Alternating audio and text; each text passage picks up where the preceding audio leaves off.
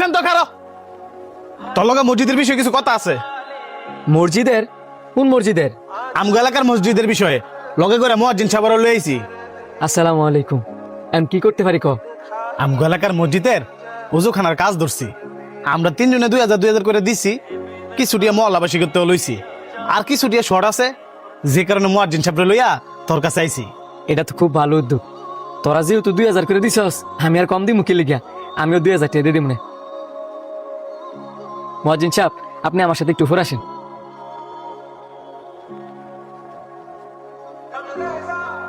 কি ব্যাপার?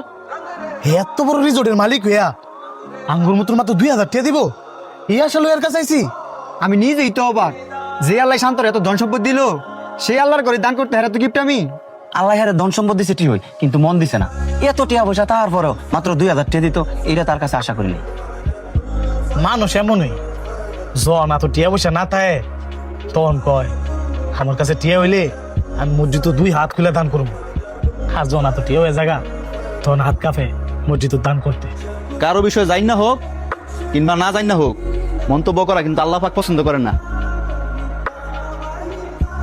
আমাদের আল্লাহ পাক বলছে, তোমরা এমন ভাবে দান করবা, ডান হাতে দান করার সময় বাম হাত যেন জানতে না পারে। আর আমাদের বর্তমান সমাজের মানুষ এমন হয়ে গেছে, যার টাকা পয়সা বেশি, সে যদি না জানার দান করে, দিন শেষে তার মানিজ্যতি থাকে না। তারা নিয়ে সবাই সমালোচনা করে। মানে আপনি এক কাজ করবেন, কালকে সময় করে আমার এখানে আইসা 50,000 টাকা নিয়ে যাবেন। আপনি যে ওনাদের সামনে বললেন মাত্র 2000 টাকা দিবেন, দেখেন, আমি যদি এদের সামনে কই যে আমি 50,000 টাকা দিব আর এরা 2000 টাকা দিব, তাহলে আমার বন্ধুরা মন খারাপ করতো না? যে কারণে এদের সামনে 2000 টাকার কথা শোনায়া আপনার উপরে নিয়ে এসেছি। মাশাআল্লাহ, আপনার চিন্তা ভাবনা কত সুন্দর। এই যুগের মানুষ টিয়া দিলে উল্টা মাইকটা সবাই জানাইতো স্যার। আমি জানি মসজিদে এখন একটা কমিটি থাকে, ওইখানে সবার নামও লেখে যে কে কত টাকা দিছে।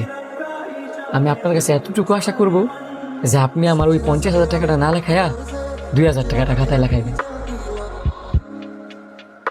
2000 টাকা কেন লেখামো? কারণ আমি চাই আমার গোপনের দান করাটা আপনি ছাড়া, আমার আল্লাহ ছাড়া আর কেউ না জানে।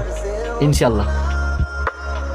দেখেন, কে কত দান করলো সেটা নিয়ে আমাদের গীবত গাওয়া উচিত না। যে যত বেশি দান গোপনে করব, সে আল্লাহর কাছে তত বেশি প্রিয় থাকবে। আরেকটা কথা মনে রাখবেন, কেউ দান করুক কিংবা না করুক, আল্লাহর ঘর মসজিদের কাজ টাকার জন্য কোনোদিন থাইমা থাকবে না। ইনশাল্লাহ আল্লাহ পাক সেটা কারো না কারো উসিলায় সম্পূর্ণ করে দেয়।